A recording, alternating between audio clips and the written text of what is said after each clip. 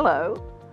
We're gathering here at a very important and ancient church built during the time of the Crusaders in the 12th century here in Abu Ghosh, just outside of Jerusalem.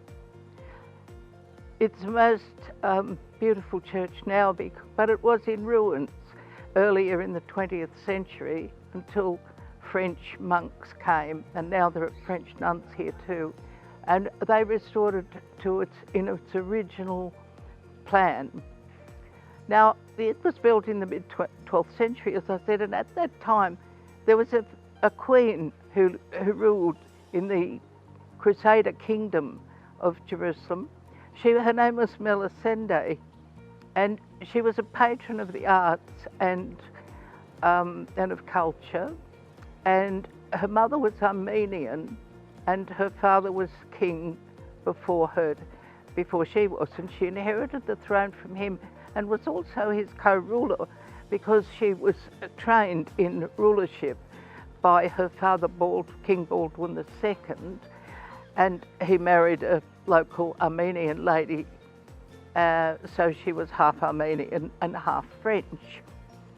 Now, this church, to me, reminds me of the touch of a woman, of its grace and the beautiful arches and the lovely proportions.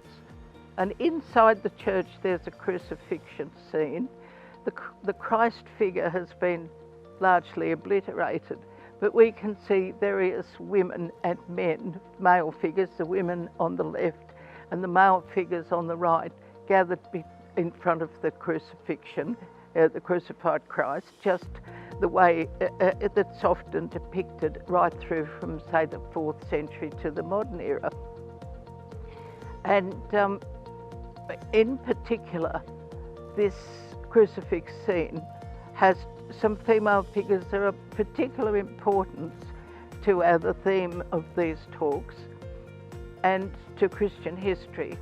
On the left of the crucified Christ, just beneath his right arm, there's an angel depicted pushing the church, ecclesia, the figure, towards him. And on the other side, under his left arm, remembering that the right hand is the preferred hand, as in God's right hand being the preferred side. So the left was the less preferred, and an angel is pushing synagogue away from the Christ figure. So the artwork in this church has, to my way of thinking, the touch of a woman. Now, Queen Melisende was a co-ruler with her father, Baldwin II.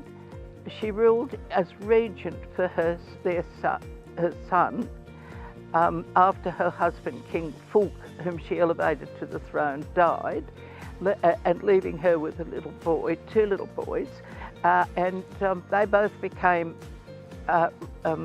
kings in their own right in the Crusader kingdom here in Jerusalem. And she ruled as regent, co-ruler, then regent, and then she co-ruled with the older of her two sons, Baldwin III. But of course, Baldwin III and Queen Melisende were both gone before her other son became king.